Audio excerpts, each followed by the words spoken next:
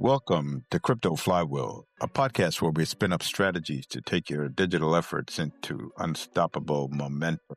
Now, let's get that flywheel turning. Let's talk about something that could completely change the way money works in America. Most people have no idea it's even happening. It's called the Clarity Act. So here's where we start. Imagine you running a lemonade stand, right? But nobody can agree on whether lemonade is a food or a drink. So half the inspectors say you need a food license. The other half say you need a beverage license. And some days both show up and give you tickets. You can't plan, you can't grow, you're just stuck. That's basically been the crypto industry in the United States for the last 10 years. For years, two government agencies, the SEC and the CFTC, both claimed authority over crypto. And the conflict between them created legal uncertainty, kept traditional banks on the sidelines, and pushed innovation overseas. Nobody knew who was in charge, so the government strategy was basically just sue people and figure it out in court. The Clarity Act is designed to end that era. It's the most comprehensive piece of crypto regulation ever to pass one chamber of Congress. The House passed it in July 2025 with a strong bipartisan vote of 294 to 134. It has not just passed the Senate yet. So let me break it down. First, it draws a line in the sand. The bill is designed to solve the longest running problem in U.S. history. Crypto uncertainty over who regulates what. Most crypto tokens, think Bitcoin, Ethereum, things tied to actual blockchain networks, would be classified as digital commodities, kind of like oil or gold, and regulated by the CFTC. A smaller group of assets tied to investment contracts would still fall under the SEC. Second, it opens the door for your banks to offer crypto. The Clarity Act creates a legal foundation for banks to engage directly in the digital asset economy. Under the Act, banks may consider registering as digital commodity brokers or dealers offering trading, settlement, or even custodial services for approved digital assets. So your Chase app or your local credit union could one day let you buy, hold, and trade crypto the same way you manage your checking account. Third, it creates real consumer protection rules. Crypto exchanges, custodians, and DeFi organizations that facilitate trading or custody for digital assets would have to register with the appropriate federal agency and implement anti-money laundering and know your own customer controls. So that means the Wild West days of sketchy exchanges disappearing overnight with your money, that gets a lot harder. Now, here's a part that's a big deal for everyday investors. As oversight becomes more consistent and transparent, institutional demand for secure, regulated crypto access is likely to grow, particularly from asset managers, corporate treasuries, and high net worth clients. Banks that move early to offer such services may capture market share as trusted providers. What that means for you is this. When these big institutions flood in with confidence, it tends to lift the whole market. More buyers, more liquidity, and more stability. So where does this stand right now? The Senate Banking Committee and the Senate Agriculture Committee have been working on similar but not identical drafts. Negotiations made meaningful progress before the holiday recess, and the Senate is expected to resume work on market structure legislation in 2026 as we speak. So Treasury Secretary Bassett has described passage as a spring 2026 target, and Ripple CEO has estimated the odds of passage at 80 to 90%. So here's the bottom line. The Clarity Act isn't just a crypto bill. It's about whether the United States gets to be the leader in the next evolution of the money, or whether we watch other countries build a future while we still arguing over paperwork. The rules are being written right now, and whether you're a trader, an investor, or just someone with a bank account, this is going to affect you. These changes are going to bring massive growth into this industry once this Clarity Act passes. I'm anticipating it to pass soon. I mean, I know there's a lot of negativity and back and forth between the banks and the exchanges, but I'm seeing this pass pretty soon. You know, it's just a scare tactic that government agencies and mainstream media just out in order to scare out the retail investors so the institutions can buy in cheap. Yeah. So what are your thoughts for our listeners,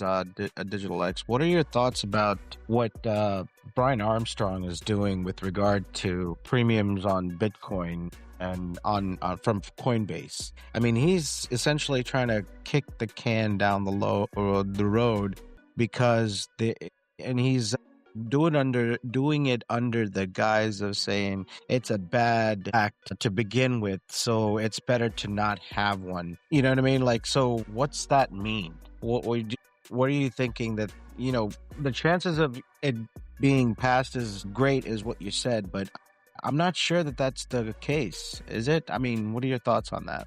My thoughts on this is how I see it, right? Coinbase is not a bank. It's an exchange, and they haven't applied for a bank charter license. So, if this act passes, Coinbase is not allowed to make money from stablecoin. I mean, when I say make money, I mean earn interest on stablecoins. Their biggest fear is because they used to generate, or last year I believe they generated over $1 billion in interest alone. So they're going to lose out on $1 billion of interest, right? So they're just screaming out loud, you know, fighting a battle what they can't win. This is going to pass because it's set to benefit the banking industry. So that's my perspective, right? At the same time, you know, these individuals that were doing these negotiations to get this act passed, you can't be blindsided by Coinbase all of a sudden saying, hey, last minute, we don't agree to this. There was talks. They all knew what was happening. They're pushing it back a little longer. That's what I see. Well, I think that the fact that Coinbase has pulled its support after the Senate draft by saying, quote, materially worse than the status quo, that itself has killed like about approximately 4 to 5% stablecoin yields. You know what I mean? So that was, like you said, a massive Coinbase revenue driver.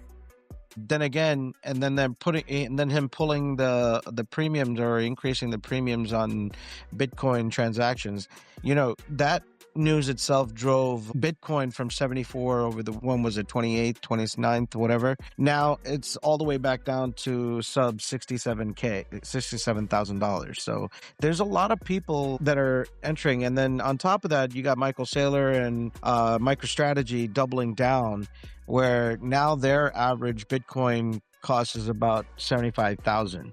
Right. So all of this it's just posturing from both sides, where retail investors are suffering and the money is being made at the top by institutions, actually. You know what I mean? So ultimately, this has to pass.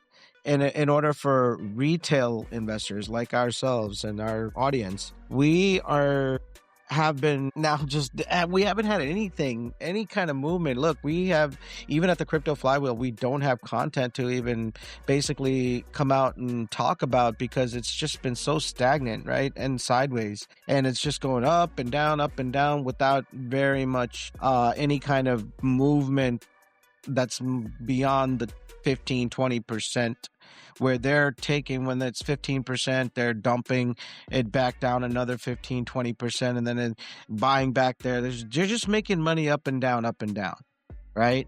And that's what I feel like, where people who have invested for a fraction of a Bitcoin aren't seeing anything and getting liquidated. That's how I look at this, the whole thing. And it's been going on for too long. We didn't even have a bull run, and it's been bearish for the past, since 2021. Yeah.